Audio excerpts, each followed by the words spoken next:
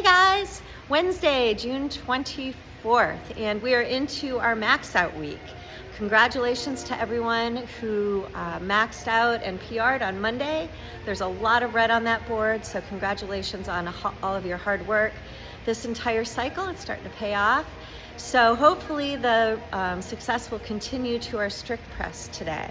So good luck to everyone with that. I know your coaches will have all sorts of tips and tricks on how to dial in that technique you've been working so hard on this cycle and how to successfully warm up to what will be a 1-rep max for you today. The only thing I could add to that is that incremental jumps are your friends. Please make use of the little itty bitty plates. Make small jumps once you get towards your max. A 5-pound jump on a 120-pound lift is a lot different than a 5-pound jump on like a 250-pound lift. So obviously, so make good choices, as they say. And if you get to the point where you fail a lift, and I mean really fail, like you didn't just almost make it, don't try it again. Take some weight off. Put a smaller incremental jump on, give yourself a rest, make that lift, which you will, I promise, then go back to the original weight you tried to do, give yourself a rest, and then make that lift. 9 times out of 10, that works, instead of just banging your head up against the wall, trying to hit a weight that you've failed maybe 1 or 2 times. So just a little tip.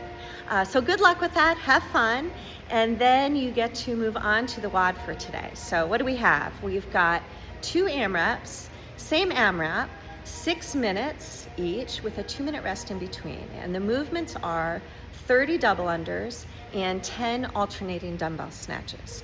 So 6 minutes is an interesting time domain. Usually when we have interval work and then a rest, we have a short time domain, like 2 or 3 minutes. So the idea is to sprint as fast as you can, knowing that in 2 or 3 minutes you'll get to rest. Well, obviously 6 minutes is at least twice as long as that. So you will want to somewhat pace yourself in that first interval, see how it goes, and then take what you learned in that first interval and apply it to the second interval.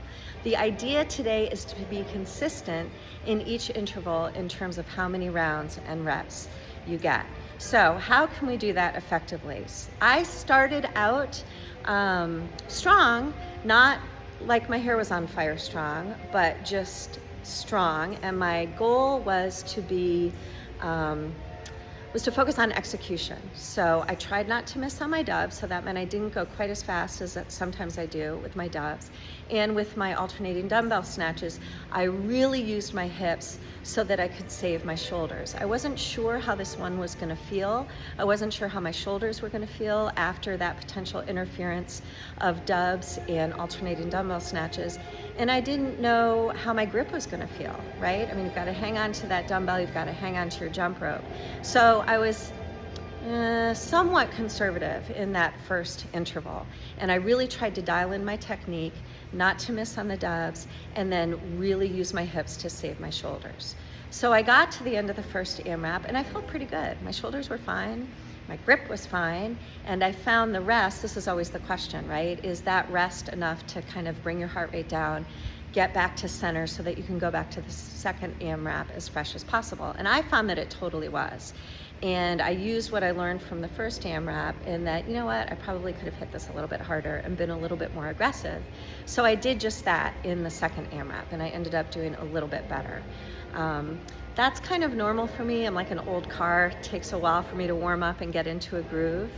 But it's also a good strategy if you want to try to be consistent or have negative splits on your AMRAPs.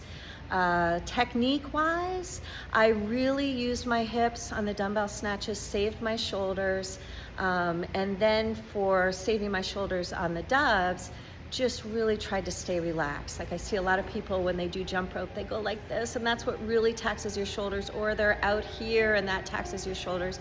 If you can just stay nice and relaxed, keep your arms nice and close, keep those shoulders down, breathe, stay focused, that will really help alleviate the fatigue on your shoulders. In terms of grip, I saved my grip by switching in the air with the alternating dumbbell snatches. I know that sounds kind of counterintuitive, but I find that if I grab the dumbbell off the ground every single rep, that's a lot more taxing on my grip because you really have to grab it. Whereas if you switch in the air, you just kind of loosely catch it and then tap on the ground and then use those hips again to save your shoulders to get it back up. And then with my jump rope, I just held it nice and easy. I didn't death grip it. You don't need to clench onto the thing so that your veins are busting out, right? Just hang on to it enough that you don't drop it.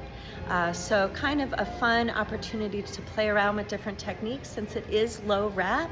If you've never tried alternating dumbbell snatches before, changing in midair, always below eye level, please, below your head. This is a good chance to try it since there's only 10. I like to use the metal dumbbells because the circumference of the grip is a little more narrow, but for this one today, because it's so wet, I used the rubber dumbbells because they have a rougher grip on them, and I didn't chalk up once. I didn't need to. I was able to hang on to that thing no problem. I'm trying to think of what else to tell you to get you through this one. I thought it was really fun. My score was, let's see, I got 7 in the first round and 7 plus 32 in the second AMRAP. So I was going a little bit faster. It felt like I was going a lot faster because everything just felt smoother. I just kind of got into a groove. And I guess that's it. I used a 30-pound dumbbell. I'm not quite ready for the 35 yet. I could have used it next time, right? Live to lift again. So have fun with this one, you guys. Hopefully we'll get some drier weather pretty soon. And I'll see you soon. Okay, bye.